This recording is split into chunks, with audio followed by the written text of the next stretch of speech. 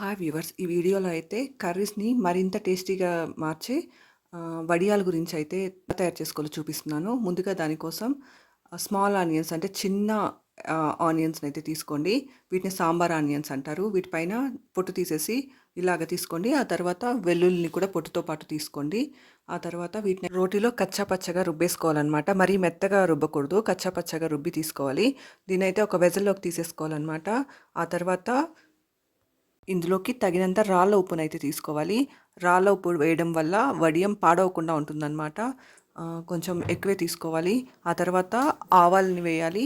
ఆ తర్వాత దబ్బ ఉద్దిపప్పుని వేయాలి. దబ్బ ఉద్దిపప్పుని స్ప్లిటెడ్ ఊరద్దాలని అంటారు. వీటినంతా వేసేసి ఆ తర్వాత ఇంగువను కూడా వేసుకోవాలి. ఆ తర్వాత జీలకర్రను కూడా వేసుకోవాలన్నమాట. ఇవన్నీ వేసి బాగా కలుపుకోవాలి. ఇవన్నీ బాగా కలిపాక చిన్న ఆనియన్స్ యూస్ చేస్తాం కాబట్టి మామూలుగా ఆనియన్స్లో తడైతే ఉంటుంది, లిక్విడ్ ఫామ్ అవుతుందన్నమాట. ఇలా బాగా కలిపినప్పుడు కొంచెం లిక్విడ్ కూడా వస్తుంది. సో ఆ లిక్విడ్ డ్రై అవ్వడానికి అయితే ముందుగా బాల్ లాగా ఒత్తుకొని లిక్విడ్ అంతా కింద ఉండిపోయేలాగా బాల్ లాగా ఒత్తుకొని ఒక ప్లాస్టిక్ కవర్ పైన అయితే వేసేసేయాలి. అప్పుడు లిక్విడ్ మాత్రం వెజల్లో ఉండిపోతుంది. దీన్ని అయితే ఎండలో ఒక హాఫ్ డే ఎండ పెట్టాలన్నమాట. అప్పుడు కొంచెం డ్రై అయిపోతుంది. ఇప్పుడు ఈ డ్రై అయిపోయిన దాన్ని మళ్ళీ ఆ లిక్విడ్లో వేసారంటే మొత్తం పీల్చేస్తుంది.